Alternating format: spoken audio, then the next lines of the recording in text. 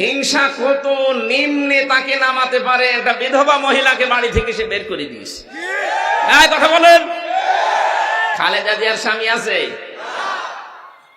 তাকে পর্যন্ত এক কাপড়ে বাড়ি থেকে বের করে দিল। একটা মাজলুম পরিবার বাংলাদেশে, এই জিয়া পরিবারটা। আমি শহীদ জিয়ার জন্য এমনি মন থেকে দোয়া করি। এই লোকটার নাম শুনলে মানুষ আগে শহীদ বলে। কেন? বঙ্গবন্ধুকেও তো কেউ না কেউ মেরে ফেলেছে, কই তার নাম শুনলে তো কুকুরও শহীদ বলে না। কেন বলে না বলেন তো? এই লোকটা শহীদ আমার মনে হয় হয়নি। যদিও লোকে মেরে ফেলেছে মানুষ, কিন্তু শহীদ জিয়াকেও মানুষ মেরেছে। তার নাম শুনলেই মানুষ কি বলে আগে? শহীদ জিয়া। এই শব্দটা এমনি এমনি আসে। শহীদ মনে করছেন যে খেলা চোরা জিনিস না?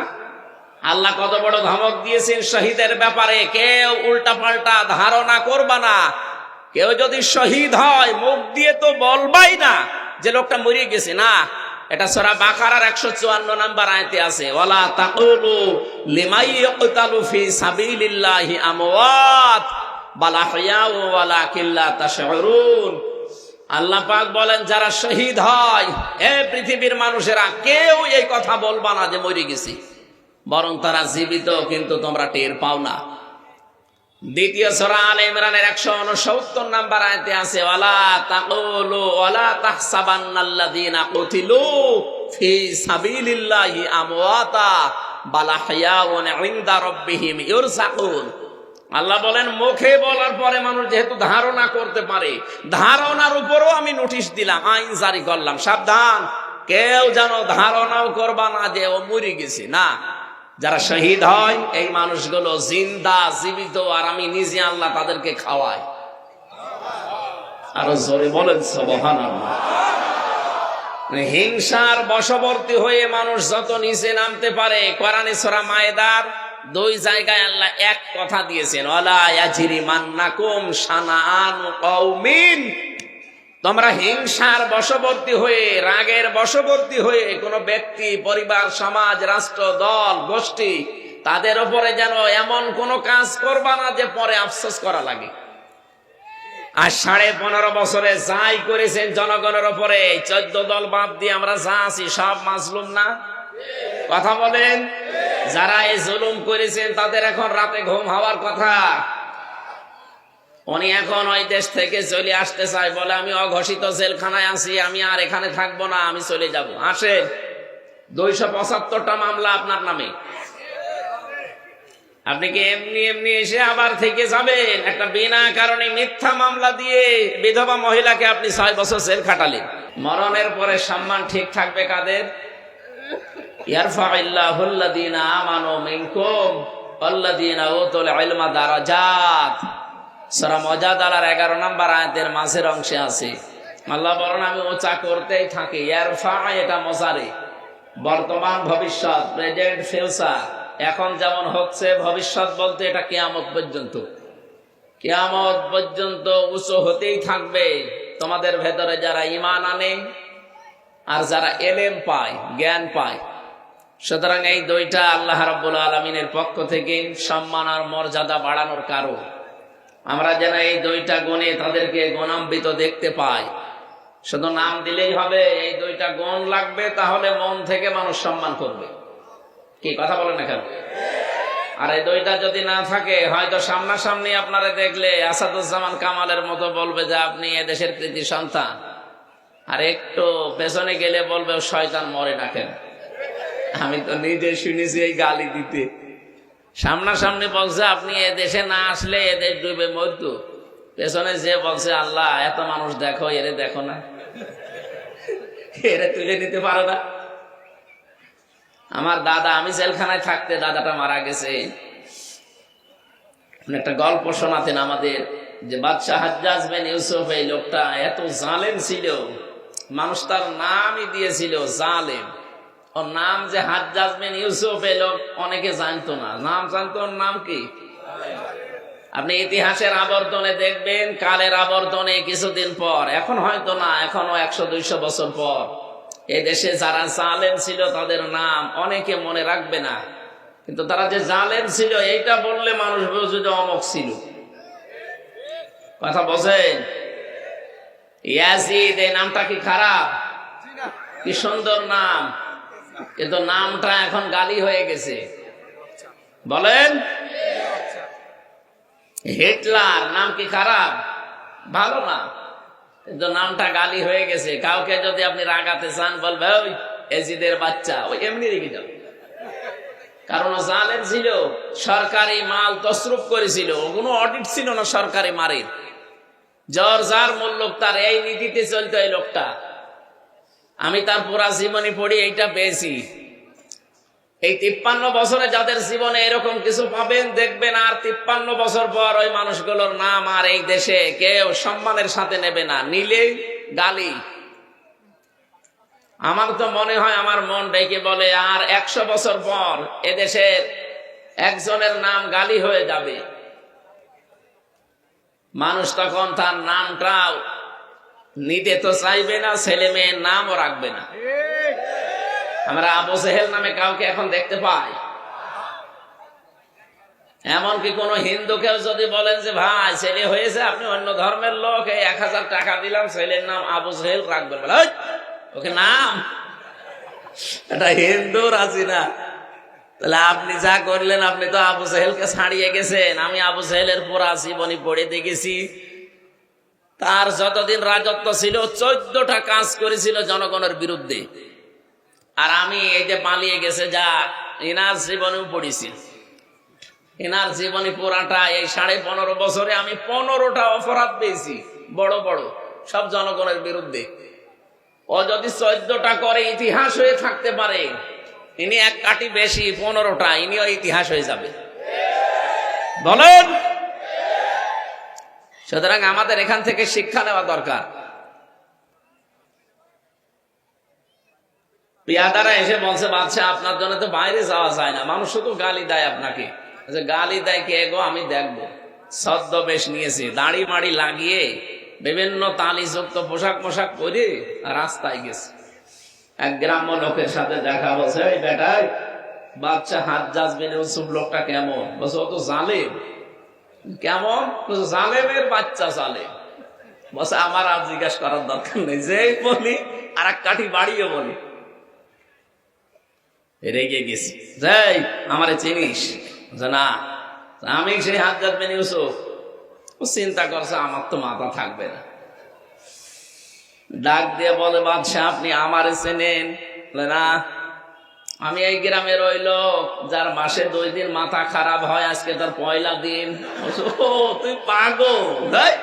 কারে ধরলাম? পাগল বলে ওই দিন বেশি গিয়েছে, তাছাড়া বাঁচার কথা ছিল। আমরাও এই 15.5 বছর পাগল বলেই বেশি আছি। এক কথা বলেন না কেন? নয়তো আমাদের অবস্থাও ডক্টর শফিকুল ইসলাম মাসুদের মতো হইতো, আমাদের অবস্থাও দেলাওয়ারের মতো হইতো। আমরা পাগল বলে বেশি আছি। এই জন্যে পৃথিবীতে জালেম যারা সামনাসামনি হয়তো তাদের প্রশংসা মানুষ করতে পারে, দিন গত হয়ে গেলে এই মানুষগুলোর যে কত বদনাম, এই বাস্তব এখন আল্লাহ দেখিয়েছেন। সূরা নমল 19 নম্বর পারার 20 নম্বর পৃষ্ঠার 7 নম্বর লাইনের 52 নম্বর আয়াতে এটা পাবেন আপনি। আমার তো আয়াতটা পড়ার পরে মনে হয় বাংলাদেশ দেখে দেখে আল্লাহ যেন এই আয়াত নাজিল করেছে। ফাতিল কা বুয়ুতুহুম খাবিয়াতাম বিমা যালামু। আল্লাহ যেন এই আঙ্গুল দিয়ে এভাবে দেখিয়েছেন, যদিও বাংলাদেশের নাম এই জায়গায় নেই। এটা লূত নবী আলাইহিস সালামের জামানায় তার উম্মতদেরকে ঘিরে নাজিল করা আয়াত। 2024 সালের 5 আগস্টের বিকাল 5টার আগে আমার মনে হয় আয়াতটা আল্লাহ আবার নতুন করে নাজিল করেছে। আল্লাহ রাব্বুল আলামিন বলেন, এই সেই ঘরগুলো খাবিয়াতান, আমি জনশূন্য করে দিয়েছি, ওঝার গৃহ বানিয়ে দিয়েছি, পরিত্যক্ত করে দিয়েছি, বিমা যালামু, এই জালেমদের জুলুমের কারণে। ও ঢাকাবাসী, শুধু ঢাকা না, বাংলাদেশের 630টা থানা আছে, কম বেশি প্রায় জায়গায় আমি গেছি। যেখানে যাই দেখি জালেমদের বাড়ি ঘরে আয়াতের সাথে আল্লাহ মিলিয়ে দিয়েছেন, সবগুলো আজ জনশূন্য ওজাড় গৃহ হয়ে গেছে। কারণ যেখানে জুলুম করা হয় এই জায়গাটা পর্যন্ত আল্লাহ অভিশপ্ত বানিয়ে দেন। এ পর্যন্ত ছিল জালেমদের ব্যাপারে, এর পরের অংশ আল্লাহ দিয়েছেন আমাদের জন্য। আমরা এবার কি নেব এখান থেকে? ইন্না ফি যালিকা লাআয়াতাল লিকাউমিন ইয়ালামুন। এখানে লামে তাকিদ আছে, যারা আরবি গ্রামার জানে তারা টের পাচ্ছেন আয়াতটা কত কঠিন। আল্লাহ রাব্বুল আলামিন বলেন এর ভেতরে শিক্ষা আছে অবশ্যই, যারা জ্ঞানী তাদের জন্যে। আমরা জ্ঞানী মনে করি নিজেদেরকে। আমাদের এখানে শিক্ষা কি? আমাদের শিক্ষাটা হচ্ছে জালেমদের বিশাল শিকড় কিন্তু আল্লাহ অলরেডি কেটে দিয়েছেন। ফাকতিয়া দাবিরুল কওমিল্লাযিনা যালামু, সূরা আনআমের ৪৫ নম্বর আয়াতের প্রথম অংশে আছে রব্বুল আলামিন বলেন জালেমদের শিকড় কেটে ফেলা হয়ে গেছে। কেটেছে কে? না না, আপনি আলেম। এখানে কতিয়া শব্দ আছে, এটা মজহুল, এর ফাইল বা কর্তাকে জানা নেই। আল্লাহ বলেন জালেমদের শিকড় কাটা হয়েছে, কেটেছে কে? আবার বলেন আল্লাহ কে কেটেছে নেই জানা। এই জন্য সারা দেশে জালেমদের বাড়িঘর, প্রতিষ্ঠান, অফিস, আদালত তাকান, সব মাটির সাথে মিশে গেছে, কিন্তু ভেঙেছে কে কেউ জানে না। আপনি কুষ্টিয়ায় হানিফের বাড়ির কাছে যান, পায়খানার প্যান পর্যন্ত মানুষ খুলে নিয়ে চলে গেছে, কিন্তু নিয়েছে কে কেউ জানে না। সারা দেশে অবস্থা একই। তো এখান থেকে আপনি কি নিতে পারেন? এই সাভারের ইউনিয়নের চৌকিদার থেকে শুরু করে সংসদ পর্যন্ত আপনি তাকাবেন, জালেমদের কিন্তু স্তরে স্তরে লোক সব সেট করা ছিল। এখন আছে? এখন কেউ পরিচয় দেওয়ার মতো সাহস আছে? কোথায় পৌঁছিয়েছে আল্লাহ? খালি এই জুলুমের কারণে। কিসের কারণে? আল্লাহ এখান থেকে আমাদেরকে যেন বারবার তাকিয়ে, এতে দুই জায়গায় তাকিদ আছে, ইন্না একটা, লা একটা। আল্লাহ বলেন আমি তাকিদ দিয়ে বলছি, ভালো করে শোনো, অবশ্যই এর ভেতরে শিক্ষা আছে। যারা জ্ঞানী দাবি করো তাদের জন্য। জালেমদের এত বড় শিকড় যদি কেটে আমি নির্বংশ করে দিতে পারি, আজ পৃথিবীতে আবার যারা তোমরা চেয়ারে বসবে তারাও যেন যদি জুলুম করে তাদের বাড়ি ঘরও কিন্তু শ্মশান হয়ে যাবে। যেন আমাদের উচিত আমরা অতীত থেকে জালেমদের জীবন থেকে যেন শিক্ষা নেই। সামনে যারা আসবেন, যে আসবেন জনগণের মালিক না, জনগণের সেবক হবে। কথা বলেন না কেন? আমরা এরকম সেবকই দেখতে চাই, মালিক দেখতে চাই না।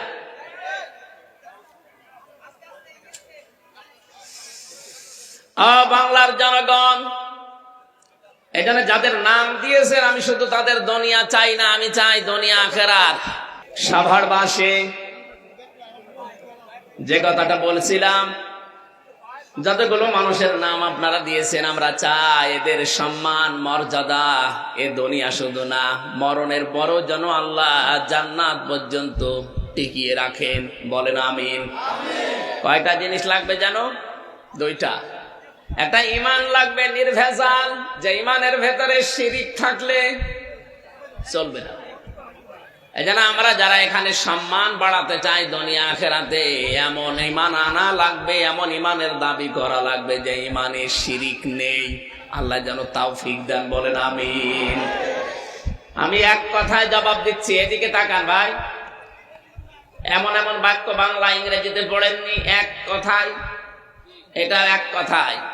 আল্লাহ যেটা পারে ওইটা অন্য কেউ পারে, এই বিশ্বাস যদি কেউ করেন আপনি শিরিক করলেন। শিরিক যে করে সে মুশরিক। মুশরিক মারা গেলে বিনা হিসাবে, বিনা বিচারে জাহান্নাম। আর ফতোয়া লাগবে নতুন করে? সুতরাং আমাদের সতর্ক থাকা লাগবে। যাদের ঈমান আছে, বেঈমান যারা ওদের কথা বাদ দিলাম, ঈমান যাদের আছে তারা যেন শিরিক না করি। আবার এক কথায় বলছি, আল্লাহ যেটা পারে ওইটা অন্য কেউ পারে, এই বিশ্বাস করার নাম কি? সন্তান দিতে পারে কে বলেন তো? কোন বাবা পারে? কোন পীর সাহেব? অনেকে এই যে বিভিন্ন সময় দেখে বলে, হুজুর আপেল পুড়ি দিন, আমার বারবার মেয়ে হয় যেন ছেলে হয়। আরে ভাই, আপেল পড়ে যদি ছেলে হইতো তা আমার 3 মেয়ে, আমি আগে খাওয়াতাম না? কোথায় পেয়েছে সব আপেল পড়া? সুতরাং এই কাজ করতে গিয়ে অনেকে ঈমান হারিয়ে ফেলছে বিভিন্ন ভণ্ড পীরের কাছে গিয়ে। কোন বাবা, কোন মাজার, কোন জিন্দা পীর, কোন মরা পীর পারবে না। সন্তান দিতে পারবে কে? এবার দ্বিতীয় পয়েন্টটা বলি, এটা ক্লাস চলছে, বলবো দ্বিতীয়টা। আলাহুল খালক ওয়াল আমর, আল্লাহ পাক বলেন বানিয়েছি আমি, হুকুম চলবে আমার। সুতরাং আল্লাহর আইন এই জমিনে কায়েম করার জন্য যদি কেউ চেষ্টা করে, আপনি যদি তাকে উল্টা পাল্টা কথা বলেন, তার পেছনে না থাকেন, আপনার ঈমান নিয়ে সমস্যা দেখা দেবে, টানাটানি বাঁধবে। নিজে মানতে পারেন না সেটা আলাদা বিষয়, কিন্তু যারা চায় আপনাকে, তাদের পেছনে থাকা লাগবে। সূরা আরাফের 54 নম্বর আয়াতের মাঝে এই আয়াতটা আছে, আলাহুল খালক ওয়াল আমর, আইন চলবে তার যিনি বানিয়েছেন, সৃষ্টি যার। ইনিল হুকমু ইল্লা লিল্লাহ, সূরা ইউসুফের 40 নম্বর আয়াতের মাঝের অংশে আছে, আল্লাহ পাক বলেন আইন শুধুমাত্র চলবে আমার। এই জন্য আল্লাহর আইন প্রতিষ্ঠার কাজ করা, চেষ্টা করা, যদি না হয় ওটা আপনার বিষয় না, চেষ্টা করে যাওয়া ফরজ কাজ, নামাজের মতো। আল্লাহ তাওফিক দিন ঈমানের দাবি অনুযায়ী, বলেন আমিন। আজকের মাহফিলে উপস্থিত আপনারা কিছুক্ষণ আগে দেখলেন আমাদের প্রধান অতিথি এসেছেন, ডাক্তার দেওয়ান মোহাম্মদ সালাউদ্দিন বাবু। উনি কিছুক্ষণ থাকবেন। আমাদের তো সময় আছে আর আধা ঘন্টা মতো, আমরা ক্লোজ করবো আলোচনাটা। এরপরে আপনাদের যারা আলোচক আছে তাদেরকে নিয়ে চালান। যেহেতু গাজীপুরে আছি, আমি চলে যাবো ইনশাআল্লাহ। মাহফিলে উপস্থিত হয়েছেন আজকে আমার শ্রদ্ধাভাজন বড় ভাই জনাব জাহিদুর রহমান দামাত বারকাতুহুল আলিয়া। মঞ্চে বসা আরো যারা আছেন সম্মানিত ব্যক্তিবর্গ, সামনে বসা মুসলমান ভাইরা, পর্দার আড়ালের সম্মানিতা মা এবং বোনেরা, প্রশাসনের ভাইরা, প্রাণপ্রিয় ঢাকাবাসী, আল্লাহর দরবারে শুকরিয়া জানাচ্ছি যিনি আমাদেরকে বিবেক দিয়েছেন। এই বিবেকটা এই 15.5 বছরে কাজ করেনি, এই জন্যই অনেকে জোর করেছিল। যদি বিবেকটা কাজে লাগতো তাহলে জোর করে 15.5 বছরে থাকতো না। কথা বলেন না কেন? নবীজির হাদিস, ওই ইমামের প্রতি আল্লাহ সব সময় 24 ঘন্টা লানত বর্ষণ করতে থাকে। যে ইমাম জোর করে ইমামতি করে, তার মুসল্লিরা তার উপরে নারাজ। এখানে মুসল্লি মানে আপনার এই ঢাকা সাভারের এই জামে মসজিদের মুসল্লি না, আর ইমাম মানে হামজা না।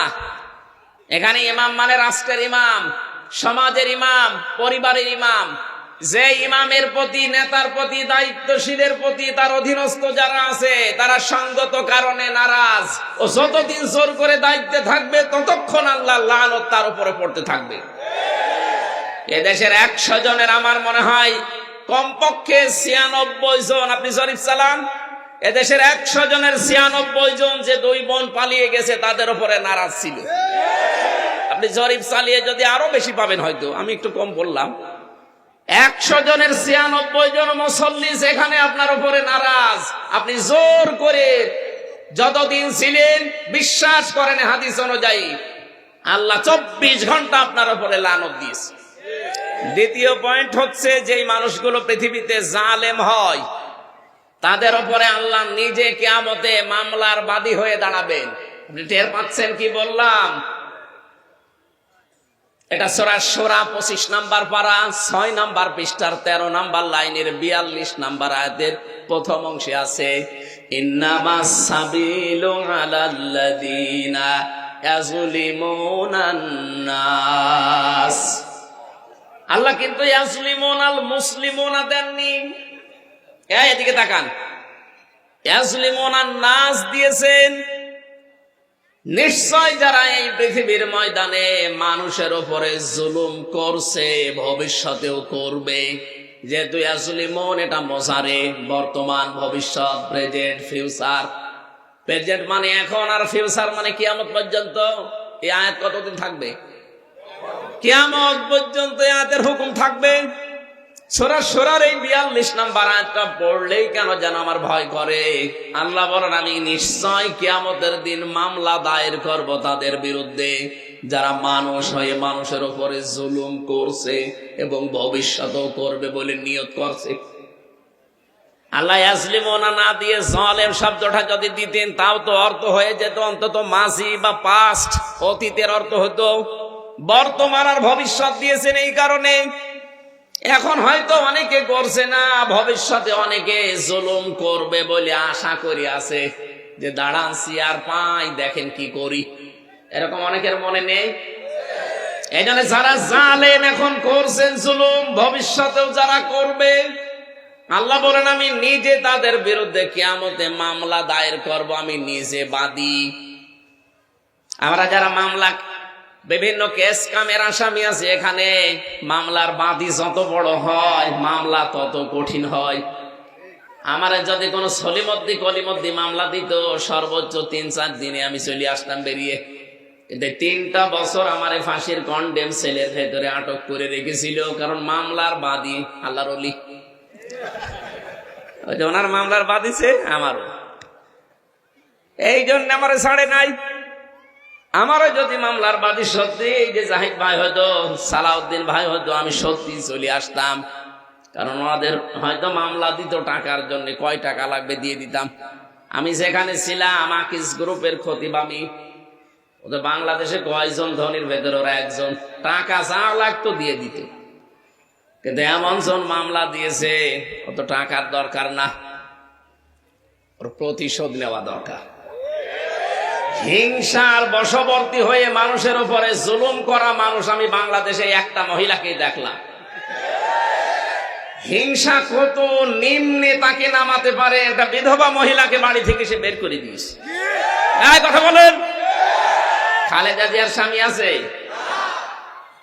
তাকে পর্যন্ত এক কাপড়ে বাড়ি থেকে বের করে দিল। একটা মাজলুম পরিবার বাংলাদেশে, এই জিয়া পরিবারটা। আমি শহীদ জিয়ার জন্য এমনি মন থেকে দোয়া করি। এই লোকটার নাম শুনলে মানুষ আগে শহীদ বলে কেন? বঙ্গবন্ধুকেও তো কেউ না কেউ মেরে ফেলেছে, কই তার নাম শুনলে তো কুকুরও শহীদ বলে না। কেন বলে না বলেন তো? এই লোকটা শহীদ আমার মনে হয় হয়নি, যদিও লোকে মেরে ফেলেছে মানুষ, কিন্তু শহীদ জিয়াকেও মানুষ মেরেছে। তার নাম শুনলেই মানুষ কি বলে আগে? শহীদ জিয়া। এই শব্দটা এমনি এমনি আসে। শহীদ মনে করছেন যে খেলা চোরা জিনিস না? আল্লাহ কত বড় ধমক দিয়েছেন শহীদের ব্যাপারে, কেউ উল্টা পাল্টা ধারণা করবা না। কেউ যদি শহীদ হয় মুখ দিয়ে তো বলবাই না যে লোকটা মরে গেছে, না। এটা সূরা বাকারার 154 নম্বর আয়াতে আছে, ওয়ালা তাকুলু লিমাই ইয়াকতালু ফি সাবিলিল্লাহি আমওয়াত বাল আহইয়াউ ওয়ালাকিন লা তাশউরুন।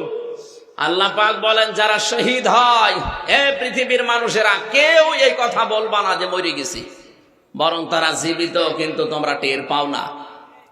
দ্বিতীয় সূরা আলে ইমরানের 169 নম্বর আয়াতে আছে, ওয়ালা তাকুলু ওয়ালা তাহসাবান্নাল্লাযীনা কুতিলু ফি সাবিলিল্লাহি আমওয়াতা বাল আহইয়াউন ইনদা রাব্বিহিম ইরযাকুন।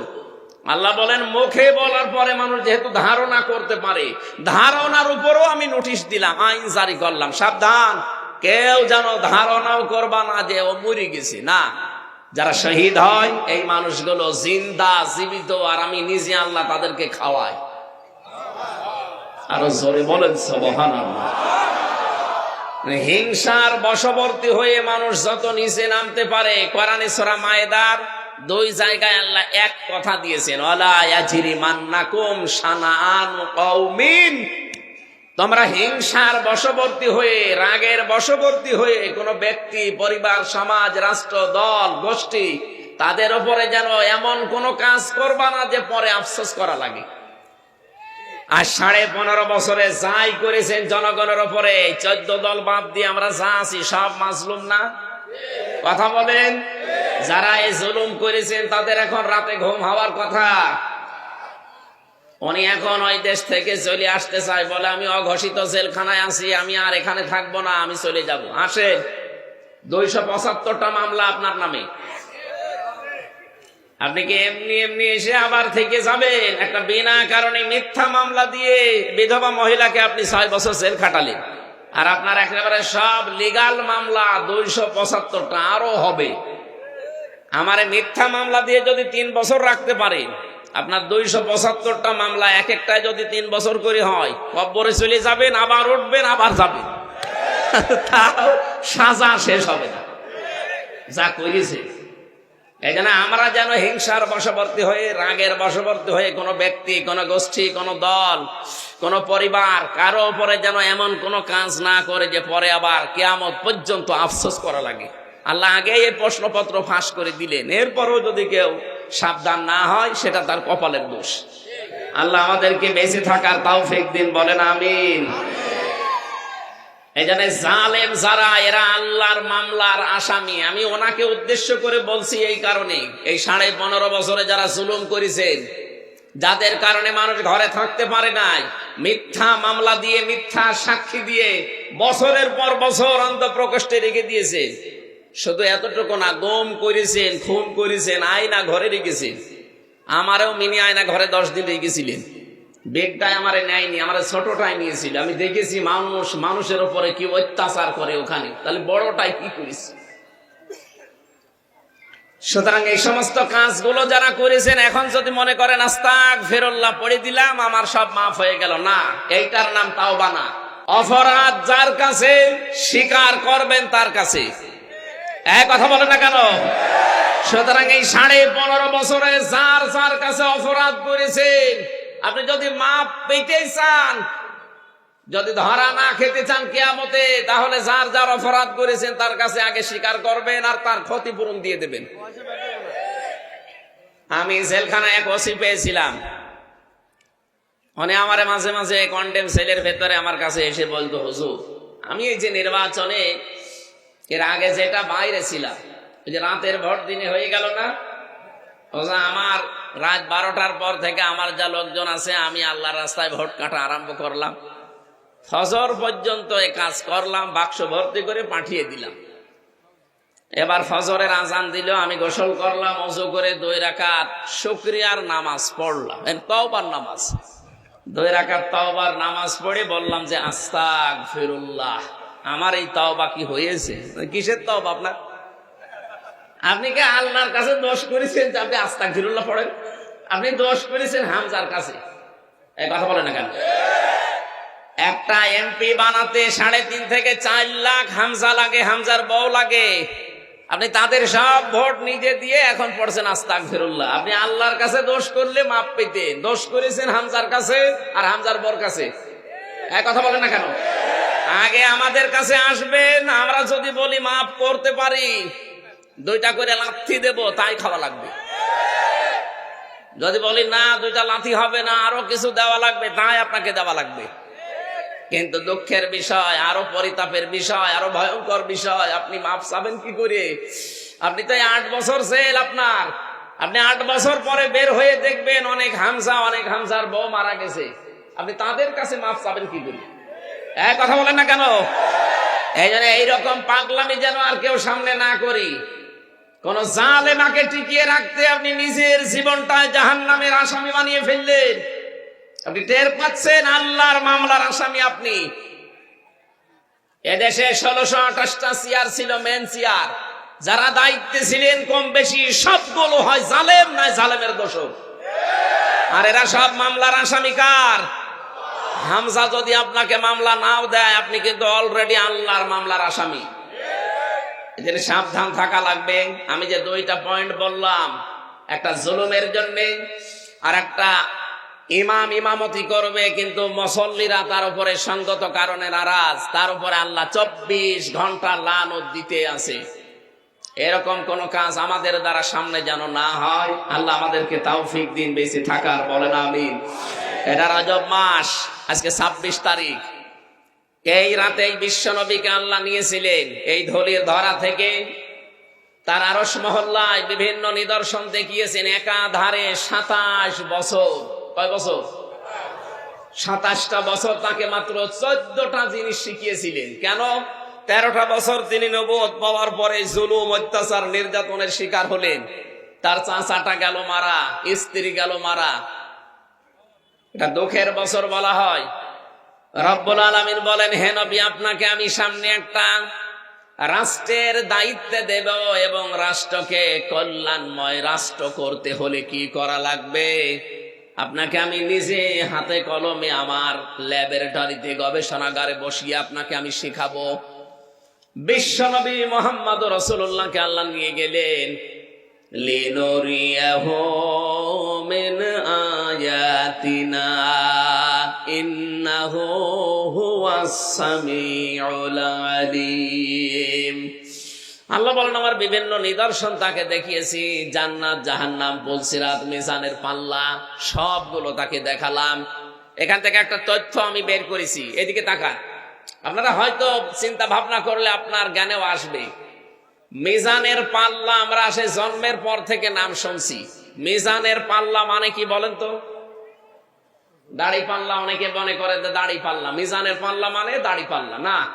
মিজান মানে মানদণ্ড। মিজান মানে কি বলেন বলেন? কিয়ামতের ময়দানে আল্লাহ এটা সেট করবে আপনার নেকি আর বদি ওজন করার জন্য। এইটাই তো আমরা জানি নাকি? এক কথা বলেন না কেন? যেখান থেকে যা শুনবেন দেখবেন ওখান থেকে একটা শিক্ষা আসবে। ভালো করে শোনেন। বলেন তো, কিয়ামতের দিন আল্লাহ পাক মাপ দেবেন মিজানের পাল্লা। আমরা যেটা বলি মিজানে, কি মাপবেন? আমল। আমল কি? আমল মানে বাংলায় কি? কাজ। বলেন বলেন, এ পর্যন্ত বুঝেছেন কিনা বলেন? আমল মানে কি? আমল মানে, এবার এখানে একটা পাগলকে জিজ্ঞাসা করেন তো যে আমল কাজ, আমল মানে কাজ কি দাড়ি পাল্লায় তুলে দিয়ে মাপে যে 5 কেজি কাজ? কিভাবে মাপে? কাজ মাপে গুরুত্বের ভিত্তিতে। কিসের ভিত্তিতে? এই যে প্যান্ডেলটা যদি এখন ডাক্তার সাহেবকে বলা হয় যে আপনি মেপে দেন, উনি মেপে দেওয়ার জন্য কি দাড়ি পাল্লায় তুলে দেবে? এটার জন্য মাপতে একটা আলাদা যন্ত্র আছে, তার নাম ফিতা বা গজ। এই কথা বলেন না কেন? এই যে পানির বোতল দেন আমাকে খাবার জন্য, পানিটা যদি ওনার কাছে দেয়, উনি কি ফিতা দিয়ে মাপবে? এর জন্য সিসি আছে, লিটার আছে। আপনাকে আমি চাউল দিলাম, চাউল কি আপনি ফিতা দিয়ে মাপবেন? বলেন। এটার জন্য বাটখারা আছে, কেজি আছে, পাথর আছে, আলাদা যন্ত্র সব। পৃথিবীর প্রতিটি জিনিস পরিমাপ করার জন্য আলাদা আলাদা যন্ত্র আছে, তার নামও আলাদা আলাদা। কিয়ামতের দিন আল্লাহ আমল মাপবেন। আমল মানে কাজ। আমল মানে কাজ। কোনদিন দাড়ি পাল্লায় মানুষ মাপে না। কোনদিন চিন্তা করেছে এই শব্দটা নিয়ে যে কিয়ামতের দিন আল্লাহ মিজান সেট করবে? আর নবীকে আল্লাহ মিজান দেখিয়েছিলেন। কাজ কোনদিন মানুষ দাড়ি পাল্লা দিয়ে, সিসি দিয়ে, স্ক্যান দিয়ে, পাথর দিয়ে, কেজি দিয়ে মাপে না। কাজ মাপতে হলে লাগে গুরুত্ব। কি লাগে? গুরুত্বের ভিত্তিতে কাজটা করা লাগে। এটা মাপতে হয় গুরুত্ব দিয়ে। তাহলে গুরুত্বের দিক থেকে আপনার জীবনে যেই কাজগুলো আল্লাহ আগে দিয়েছেন, ওই কাজগুলো আপনি আগে করবেন। গুরুত্বের ভিত্তিতে কাজ আগে না করে কম গুরুত্বপূর্ণ কাজ যেগুলো, ওগুলো যদি আগে করেন, জীবনেও কোনো জিনিস আপনি টেকাতে পারবেন না। এই যে মঞ্চটা, এর আসল গুরুত্বপূর্ণ জিনিস হচ্ছে সামিয়ানার খুঁটি। এই কথা বলছেন না কেন? সামিয়ানার খুঁটি না থাকলে মঞ্চ টিকবে আর কেউ মঞ্চ বলবে। কিন্তু এখানে গুরুত্বহীন কিছু জিনিস আছে। এই যে কার্পেট পাড়া, এই যে মাইক দেওয়া আছে, টেবিল দেওয়া আছে, এই যে বোতল দেওয়া আছে। বলেন তো, এগুলো না থাকলে মানুষ বলবে না যে এটা মঞ্চ। তাহলে এখানে গুরুত্বপূর্ণ এবং গুরুত্বহীন দুইটা জিনিস পেয়েছি। একটা সামিয়ানা আর খুঁটি আসল, আর বাকিগুলো যা আছে এগুলো অত গুরুত্বপূর্ণ না। এই জন্য জীবনে যত ইবাদত আল্লাহ আমাদের করার জন্য নির্দেশ দিয়েছেন, প্রতিটি ইবাদতে দেখবেন গুরুত্বপূর্ণ কিছু জিনিস আলাদা করা আছে আর গুরুত্বহীন কিছু জিনিস আলাদা করা আছে। নামাজে ফরজ কয়টা? 17টা। আপনি বানাচ্ছেন নতুন করে 13টা। নামাজে ফরজ কয়টা? বাইরে 7টা, ভেতরে 6টা, সব মিলে কয়টা বলেন তো? এই যে বাইরে আর ভেতরে 13টা ফরজ, বাইরে বেশি না ভেতরে বেশি? এলাকার মানুষকে নামাজ কালাম পড়ে না নাকি? এই বাইরে বেশি না ভেতরে বেশি? বাইরে। বাইরে বেশি কোনটা? শরীর পাক। ই পাক? শরীর পাক না হলে নামাজ হবে? বলেন। শরীর পাক বলতে কি বোঝেন? এই শরীর পাক করতে হলে শুধু গোসল করলে আর ওযু করলে শরীর পাক হয়ে যায়। নবীজি জানিয়েছেন এই শব্দের ব্যাখ্যায় তামাম দুনিয়া যত মুসলিম আছে সবাই কিন্তু একটা শরীরের মতো। এ হাদিস শোনেন না কোনোদিন? তামাম দুনিয়ার সব মুসলিম আমার উম্মত যারা দাবি করে তারা কিসের মতো? আমার এই চোখে যদি ব্যথা হয় হাতে টের পাবে, হাতে ব্যথা হলে চোখে টের পাবে, পাবে না? তামাম দুনিয়ায় 257টা দেশের ভেতরে 57টা মুসলিম দেশ, 210 কোটি মুসলিম আমরা বাস করি। যেখানেই কোন মুসলমান অত্যাচার, জুলুম, নির্যাতনের শিকার হবে, এখান থেকে কিছু করতে না পারলো করা লাগবে। এখান থেকে যদি ওগুলো না করে বলেন যে যা করছে করুক, লা ইলাহা ইল্লাল্লাহ, আপনি বুঝতে হবে আপনার এই জায়গাটা প্যারালাইজড হয়ে গেছে অথবা অকেজ হয়ে গেছে, এই জন্য আপনার হাতে টের পাচ্ছে না। আমার এই হাতে যদি এখন প্যারালাইজড হয়ে যায়, এই হাতে আপনি যতই আঘাত করেন এই জায়গাটা কিন্তু টের পাবে। আরো জোরে বলেন। আমেরিকা যারা অত্যাচার করে, গাজায় যারা অত্যাচার করলো, ফিলিস্তিনে এখনো যারা অত্যাচার চালাচ্ছে, বাংলাদেশেও যারা অত্যাচার করেছে, এই দৃশ্যগুলো দেখে যদি কোনো মুসলমান বলে না ওটা আমার দলের না, ওটা আমার লোক না, যে যা করছে করুক গা, আমি তো ভালো আছি, আপনি মনে করবেন আপনার এই জায়গাটা প্যারালাইজড হয়ে গেছে আপনার ইমানের ভেতরে। প্যারালাইজড জিনিস যেমন নিজে নড়তে পারে না একজনের সাহায্য ছাড়া, আপনার যে ইমান, এই ইমান দিয়ে আপনি জান্নাতেও যেতে পারবেন না। আমার প্রথম পয়েন্ট ছিল আপনার শরীর পাক, এটা আমি বোঝাতে উদাহরণটা আনলাম। শরীর বলতে যেহেতু তামাম দুনিয়ার সব মুসলিম একটা শরীরের মতো।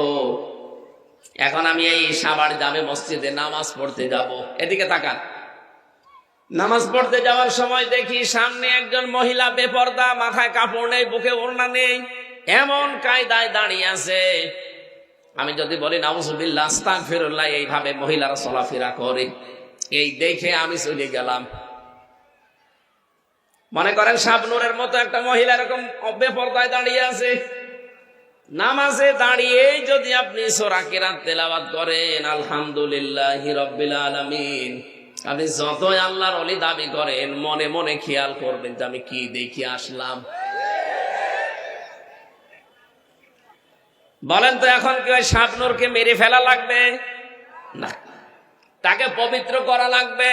তাকে পবিত্র করার মাধ্যম আল্লাহ দিয়েছেন পর্দা। কি বলেন? বলেন। ওকে পর্দা দেওয়ার ক্ষমতা আমার আছে, সালাউদ্দিন সাহেবের আছে না, রাষ্ট্রের আছে, এবং তার দায়িত্বশীল যারা তাদের আছে। সুতরাং এই দায়িত্বশীল গুলোকে দায়িত্বপূর্ণ আচরণ করা দরকার। আর এই রাষ্ট্রকে এমন জায়গায় দেওয়া দরকার, রাষ্ট্র যেন তাকে পবিত্র করে, পর্দার বিধান দেয়। নামাজে দাঁড়ার সময় যদি ওইরকম কিছু বাঁধবে তো না, বাঁধবে কিন্তু ফাতেমার মতো দেখতে মনে হবে। হযরতে ফাতেমা যখন বাইরে যেতেন তখন যেমন পর্দা করে যেতেন, ওরকম রাস্তাঘাটে দেখবেন কিন্তু শাবনূর না, দেখবেন আপনি ফাতেমা। নামাজে দাঁড়াবেন কিন্তু আপনার ওই খেয়াল আর আসবে না, কারণ আপনি দেখে এসেছেন হয় নিজের খালা নাই নিজের মেয়ে। আমার বোঝানোর বিষয় ছিল 13টা বিষয়, যেহেতু ফরজ নামাজের ভেতরে, এই 13টা ফরজের একটা ফরজ আপনি আদায় করেননি, 12টা আদায় করেছেন, আপনার নামাজ হবে? বলেন বলেন। এখন যদি বলেন না আমি 12টা আদায় করলাম, একটা করি নাই, অন্তত 12টা সওয়াব দেন, কি হবে? না। এটা যেমন সহজে বুঝলেন। হ্যাঁ, 14টা ওয়াজিব আছে, যদি আপনি একটাও ছেড়ে দেন আপনার নামাজ হবে, কিন্তু জরিমানা দেওয়া লাগবে, সিজদা। কি দেওয়া লাগবে? বলেন বলেন। সুন্নত আছে 12টা, নামাজ ভেঙে যাওয়ার কারণ আছে 19টা। এর ভেতরে যে কোনো একটা যদি ছেড়ে যায় আপনার নামাজ কিন্তু বাতিল হয়ে যাবে 19টার ভেতরে।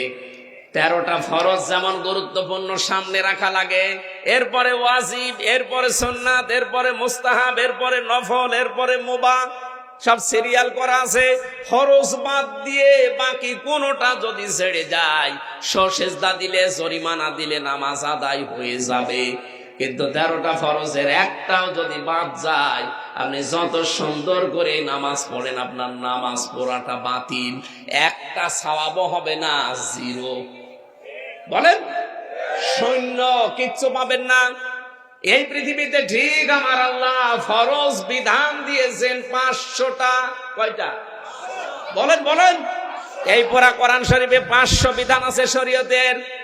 এইগুলো আমাদের ব্যক্তি, পরিবার, সমাজ আর রাষ্ট্রে সব দেখাতে হবে আল্লাহকে। আপনি 499টা মানেন, একটা মানেন না, নিজে তো মানেন না, আরো বিরোধিতা করেন। বুঝবেন আপনার 12টা ফরজ আদায় করে একটা ফরজ আদায় না করলে যেমন একটা সওয়াবও হয় না, জিরো হয়। কিয়ামতের দিন আপনাকে যখন মাপ দেওয়া হবে মিজানের পাল্লায়, পুরাটা জিরো।